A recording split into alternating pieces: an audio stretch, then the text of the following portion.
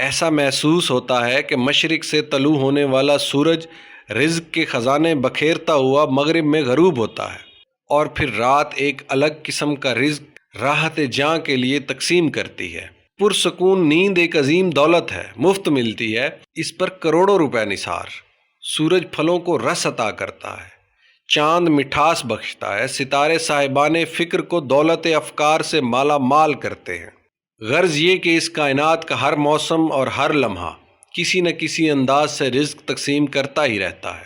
انسان کا رزق اس کے اپنے وجود کے کسی حصے میں پنہاں ہوتا ہے۔ اس صلاحیت کو دریافت کرنا ہی انسان کا فرض ہے۔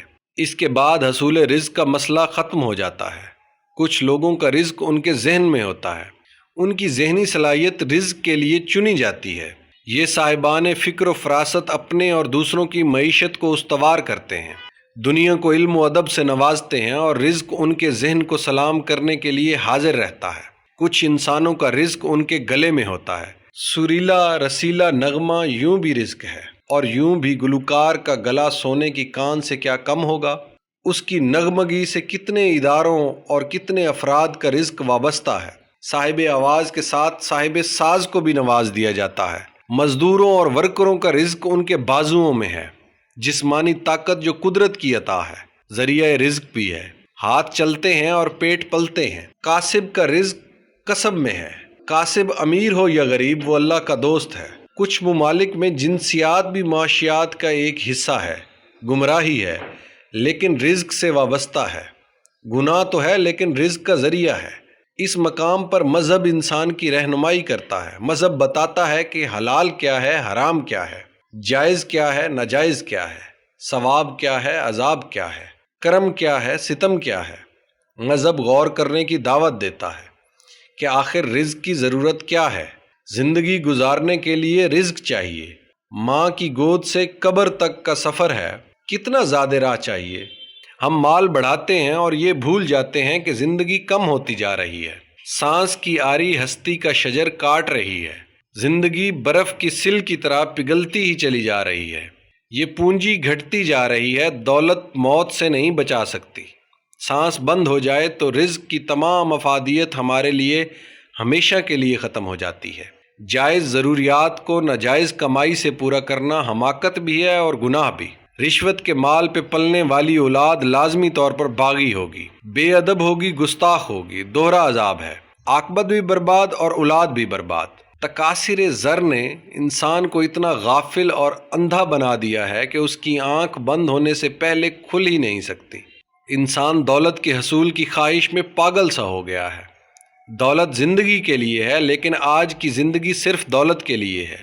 سوچنا چاہیے کہ صرف پیسہ ہی رزق نہیں۔ ایک قسم کا رزق حاصل کرنے کے لیے دوسری قسم کا رزق ضائع کرنا کم عقلی ہے۔ دین کو دے کر دولت دنیا حاصل کی تو بھی کس کام کی؟ وطن چھوڑ کر پیسہ لیا تو کیا لیا؟ جہنم میں لے جانے والی دولت سے وہ غریبی بہتر ہے جو جنت کی راہ دکھائے۔ خیر و شر کا شعور نہ ہو تو امیر غریب کی بحث ابس ہے۔ کائنات میں دولت کی یکساں تقسیم کی خواہش ایک ایسا خواب ہے جو اس وقت تک شرمندہ تعبیر نہیں ہو سکتا جب تک کوے اور مور کو ایک جیسے پر نہیں ملتے، یا شیر اور گیدڑ کو ایک جیسا مزاج نہیں ملتا۔ اچھا امیر بہت اچھا ہوتا ہے، برا غریب بہت برا۔ اچھا امیر وہ ہے جو اپنے مال سے اپنے محروم بھائی کی خدمت کرے۔ برا غریب وہ ہے جو دوسروں کے مال کو باطل طریقے سے حاصل کرنا چاہے، یعنی چوری، ڈاکہ، رشوت کے ذریعے سے۔ آزادی پرواز رزق ہے۔ سونے کا قفس ملے تو بھی قبول نہ کرنا چاہیے۔ یہ زندگی محدود ایام کے لیے ہے۔ پاکیزہ رزق کی تلاش کرنی چاہیے بلکہ اس کا انتظار کرنا چاہیے۔ ہمارا رزق ہمیں ضرور ملے گا جیسے ہمیں ہماری زندگی ملی ہے، بینائی ملی ہے، گویائی ملی ہے، اور جیسے ایک دن ہمیں موت سے ملنا ہے۔ جو ہماری جان کا محافظ ہے وہی ہمارے رزق کا ضامن ہے۔ رزق دینا رزاق کا عمل ہے، یہ اس کا دعویٰ ہے جس نے سورج، چاند، ستاروں کو نورانی رزق عطا کیا، جس نے پہاڑوں کو استقامت دی، دریا کو روانی دی، گلوں میں رنگ بھرے ہیں، موسموں کو خوئے انقلاب عطا کی ہے۔ بیج کو مٹی کی تاریکی میں پالنے والا انسان کو کیوں نہ پالے گا؟ صبر اور استقامت کا مقام ہے، اپنی غریبی کی توہین نہ کرنی چاہیے۔